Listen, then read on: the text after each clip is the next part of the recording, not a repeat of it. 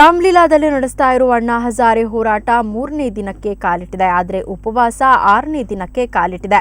ದಿನದಿಂದ ದಿನಕ್ಕೆ ಹೆಚ್ಚುತ್ತಲೇ ಹೋಗ್ತಾ ಇರುವ ಹೋರಾಟಗಾರರ ಸಂಖ್ಯೆ 74 ವರ್ಷದ ಹಿರಿಯಜ್ಜ ಅಣ್ಣಾ ಹಜಾರೆಯ ಉತ್ಸಾಹವನ್ನ ಇಮ್ಮಡಿಗೊಳಿಸಿದೆ. ಅಣ್ಣಾ ಆರೋಗ್ಯವನ್ನ ವೈದ್ಯರು ದಿನಕ್ಕೆ 3 ಬಾರಿ ತಪಾಸಣೆ ಮಾಡ್ತಿದ್ದಾರೆ. ಬಿಪಿ, ಶುಗರ್ ನಾರ್ಮಲ್ ಆಗಿದೆ ಎಂದು ಅಣ್ಣಾ ತಂಡದ ಸದಸ್ಯರು ಹೇಳಿದ್ದಾರೆ.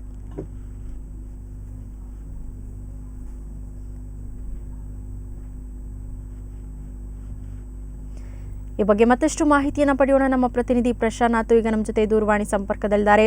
ಪ್ರಶಾಂತ್, ಅಣ್ಣಾ ಉಪವಾಸ 6ನೇ ದಿನಕ್ಕೆ ಕಾಲಿಟ್ಟಿದೆ. ಸೊ ಇವತ್ತು ಏನಾದರೂ ಕೇಂದ್ರ ಸರ್ಕಾರ ಹಾಗೂ ಅಣ್ಣಾ ಟೀಮ್ನ ನಡುವೆ ಏನಾದರೂ ಚರ್ಚೆಗಳು, ಮಾತುಕತೆ ನಡೆಯುತ್ತಾ? ಇವತ್ತು ಸಂತೋಷ್ ಹೆಗ್ಡೆ ಕೂಡ ದೆಹಲಿಗೆ ಆಗಮಿಸುತ್ತಿದ್ದಾರೆ. ಎಷ್ಟೊತ್ತಿಗೆ ಬರ್ತಿದ್ದಾರೆ ಸಂತೋಷ್ ಹೆಗ್ಡೆ ಅವರು? ಸೌಮ್ಯ, ಅಣ್ಣಾ ಹಜಾರೆ ಅವರ ಒಂದು ಹೋರಾಟಕ್ಕೆ ಬೆಂಬಲ ವ್ಯಕ್ತಪಡಿಸಲು ಇವತ್ತು ಕೂಡ ಸಾಕಷ್ಟು ಸಂಖ್ಯೆಯಲ್ಲಿ ಜನ ಬರ್ತಾ ಇದ್ದಾರೆ. ರವಿವಾರ ಕೂಡ ಹೌದು, ಹೀಗಾಗಿ ಸಾಕಷ್ಟು ಜನ ರಾಮಲೀಲಾ ಮೈದಾನಕ್ಕೆ ಬರ್ತಾ ಇದ್ದಾರೆ. ಪ್ರಮುಖವಾಗಿರ್ತಕ್ಕಂಥದ್ದು ಆದ್ರೆ ಇವತ್ತು ಅಥವಾ ನಾಳೆ ಸರ್ಕಾರ ಮಾತುಕತೆ ನಡೆಸ್ತಕ್ಕಂಥ ಸಾಧ್ಯತೆಗಳು ಕಡಿಮೆ. ಬಹುಶಃ ಕೃಷ್ಣ ಜನ್ಮಾಷ್ಟಮಿ ಸೋಮವಾರದ ನಂತರ ಆ ರೀತಿಯ ಮಾತುಕತೆಗಳು ಸರ್ಕಾರ ಮತ್ತು ಅಣ್ಣಾ ಟೀಮ್ನ ನಡುವೆ ಆರಂಭವಾಗಬಹುದು. ಇವತ್ತು ಜಸ್ಟಿಸ್ ಸಂತೋಷ್ ಹೆಗ್ಡೆ ಕೂಡ 1 ಗಂಟೆ ಸುಮಾರಿಗೆ ದೆಹಲಿಗೆ ಬರ್ತಾ ಇದ್ದಾರೆ. ದೆಹಲಿಗೆ ಬಂದ ನಂತರ ಸಂತೋಷ್ ಹೆಗ್ಡೆ ರಾಮಲೀಲಾ ಮೈದಾನಕ್ಕೂ ಕೂಡ ಬರ್ತಿದ್ದಾರೆ ಸೌಮ್ಯ. ನಂತರವಷ್ಟೇ ಜಸ್ಟಿಸ್ ಹೆಗ್ಡೆ ಮಾಧ್ಯಮಗಳ ಜೊತೆ ಕೂಡ ಇವತ್ತು ಮಾತನಾಡ್ತಕ್ಕಂಥ ಸಾಧ್ಯತೆಗಳು ಹೆಚ್ಚು. ಪ್ರಮುಖವಾಗಿ ಲೋಕಪಾಲ್ ಮತ್ತು ಜನಲೋಕಪಾಲ್ ಮಸೂದೆ ಬಗ್ಗೆ ಏನು ಸಾಕಷ್ಟು ಭಿನ್ನಾಭಿಪ್ರಾಯಗಳಿವೆ, ಅದನ್ನ ಜನರಿಗೆ ತಿಳಿಸ್ಕೊಡ್ತಕ್ಕಂಥ ಇನ್ನೊಂದು ಪ್ರಯತ್ನವನ್ನ ಜಸ್ಟಿಸ್ ಸಂತೋಷ್ ಹೆಗ್ಡೆ ಮಾಡಲಿದ್ದಾರೆ. ಪ್ರಮುಖವಾಗಿ ನ್ಯಾಯಾಂಗ ಲೋಕಪಾಲ್ ವ್ಯಾಪ್ತಿಗೆ ಬರುವುದನ್ನ ಅನೇಕರು ವಿರೋಧಿಸ್ತಾ ಇದ್ದಾರೆ ಕೂಡ. ಈ ಬಗ್ಗೆ ಕೂಡ ಜಸ್ಟಿಸ್ ಸಂತೋಷ್ ಹೆಗ್ಡೆ ಮಾತನಾಡ್ತಕ್ಕಂಥ ಸಾಧ್ಯತೆಗಳು ಹೆಚ್ಚು. ಬಹುತೇಕವಾಗಿ ಇವತ್ತಿನ ಪರಿಸ್ಥಿತಿಯನ್ನ ಗಮನಿಸಿದ್ರೆ ಇವತ್ತು ಮತ್ತು ನಾಳೆ ಸರ್ಕಾರ ಮಾತುಕತೆಗೆ ಮುಂದಾಗ್ತಕ್ಕಂಥ ಸಾಧ್ಯತೆಗಳು ಇಲ್ಲ. ಮಂಗಳವಾರದಿಂದ ಟೀಮ್ ಅಣ್ಣಾ ಮತ್ತು ಸರ್ಕಾರದ ನಡುವೆ ಮಾತುಕತೆ ಆರಂಭವಾಗಲಿದೆ ಸೌಮ್ಯ. ಓಕೆ ಪ್ರಶಾಂತ್, ಏನಂದ್ರೆ ಈಗ ನಾಗರಿಕ ಸಮಿತಿ ಆಯ್ತು, ಕೇಂದ್ರ ಸರ್ಕಾರದಾಯ್ತು, ಈಗ ರಾಷ್ಟ್ರೀಯ ಸಂಸ್ಥೆ ಸದಸ್ಯ ಅರುಣಾ ರಾಯ್ ಕೂಡ ಒಂದು ಲೋಕಪಾಲ್ ಕರಡು ಮಸೂದೆ ಒಂದು ಸಿದ್ಧಪಡಿಸಿದ್ದಾರೆ. ಸೊ ಇದ್ರ ಬಗ್ಗೆ ನಾಗರಿಕ ಸಮಿತಿ ಸದಸ್ಯರೇನಾದ್ರೂ ಪ್ರತಿಕ್ರಿಯೆ ನೀಡಿದ್ರಾ, ಹೇಗೆ?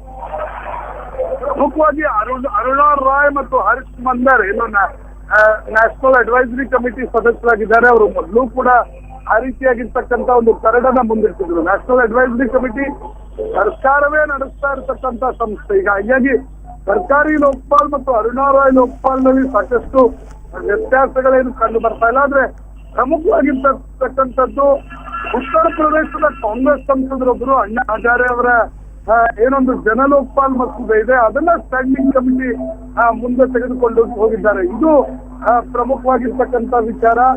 ಟೀಮ್ ಅಣ್ಣಾ ತಂದೆ ಆಗಿರ್ತಕ್ಕಂಥ ಜನಲೋಕಪಾಲೇ ಆಗ್ಬೇಕು ಅಂತಕ್ಕಂಥ ಪಟ್ಟನ್ನ ಹಿಡಿದಿದೆ. ಹೀಗಾಗಿ ಇದು ಯಾವ ರೀತಿಯಾಗಿರ್ತಕ್ಕಂಥ ಒಂದು ಮಧ್ಯಮ ಮಾರ್ಗವನ್ನ ಸರ್ಕಾರ ಮತ್ತು ರಾಜಕೀಯ ಪಕ್ಷಗಳು ಕಂಡುಹಿಡಿತವೆ. ಯಾಕಂದ್ರೆ ಜನಲೋಕಪಾಲನ್ನ ಇಡಿಯಾಗಿ ಒಪ್ಪಿಕೊಳ್ಳಲು ಸಾಧ್ಯವಿಲ್ಲ ಅಂತಕ್ಕಂಥದ್ದು ರಾಜಕೀಯ ಪಕ್ಷಗಳು ಹೇಳ್ತಿರ್ತಕ್ಕಂಥ ಮಾತು. ಅದೇ ಪರಿಸ್ಥಿತಿಯಲ್ಲಿ ಜನಲೋಕಪಾಲೇ ಆಗ್ಬೇಕು ಅಂತಕ್ಕಂಥದ್ದು ಅಣ್ಣಾ ಮತ್ತು ಟೀಮ್ ಹಿಡಿದಿರ್ತಕ್ಕಂಥ ಪಟ್ಟು. ಇವೆರಡರ ಮಧ್ಯೆ ಮಧ್ಯಮ ಮಾರ್ಗ ಏನು? ಕೇವಲ ಪ್ರಧಾನಮಂತ್ರಿ ಅವರನ್ನ ಲೋಕಪಾಲ್ ವ್ಯಾಪ್ತಿಗೆ ಸೇರಿಸಬೇಕು ಮತ್ತು ಲೋಕಪಾಲ್ ನೇಮಕಾತಿ ಬಗ್ಗೆ ಏನು ತಂಡ ಇದೆ ಅದನ್ನ ಬದಲಾಯಿಸಬೇಕು. ಈ ಎರಡು ಬೇಡಿಕೆಗಳನ್ನು ಇಟ್ಕೊಂಡು ಬಹುತೇಕವಾಗಿ ಮಧ್ಯಮ ಮಾರ್ಗವನ್ನ ಹುಡುಕುವ ಪ್ರಯತ್ನ ಇವತ್ತು ಅಥವಾ ನಾಳೆಯಿಂದ ಪ್ರಾರಂಭ ಆಗ್ತಕ್ಕಂಥ ಸಾಧ್ಯತೆಗಳಿದೆ. ಓಕೆ, ಧನ್ಯವಾದ ಪ್ರಶಾಂತ್ ನಿಮ್ಮೆಲ್ಲ ಮಾಹಿತಿಗಾಗಿ. ಒಟ್ಟಾರೆ ರಾಮಲೀಲಾ ಮೈದಾನದಲ್ಲಿ ನಡೀತಾ ಇರುವಂತಹ ಉಪವಾಸ ಸತ್ಯಾಗ್ರಹ ಇವತ್ತು 3ನೇ ದಿನಕ್ಕೆ ಕಾಲಿಟ್ಟಿದೆ. ಆದರೆ ಅಣ್ಣಾ 6 ದಿನಗಳಿಂದ ಉಪವಾಸ ಇದ್ದಾರೆ. ಇವತ್ತು ಭಾನುವಾರ ಆಗಿರೋದ್ರಿಂದ ಅಲ್ಲಿ ಇನ್ನಷ್ಟು ಸಾವಿರಾರು ಸಂಖ್ಯೆಯಲ್ಲಿ ಅವರ ಅಭಿಮಾನಿಗಳು, ಹೋರಾಟಗಾರರು ಆಗಮಿಸುವ ನಿರೀಕ್ಷೆ ಇದೆ. ಈ ಮಧ್ಯೆ ವೈದ್ಯರಿಂದ ಅಣ್ಣಾ ಅವರ ಆರೋಗ್ಯ ತಪಾಸಣೆ ಕೂಡ ನಡೆದು ಅವರ ಒಂದು ಬಿಪಿ, ಶುಗರ್ ಎಲ್ಲ ನಾರ್ಮಲ್ ಆಗಿದೆ ಅಂತ ಅಣ್ಣಾ ತಂಡದ ಸದಸ್ಯರು ತಿಳಿಸಿದ್ದಾರೆ.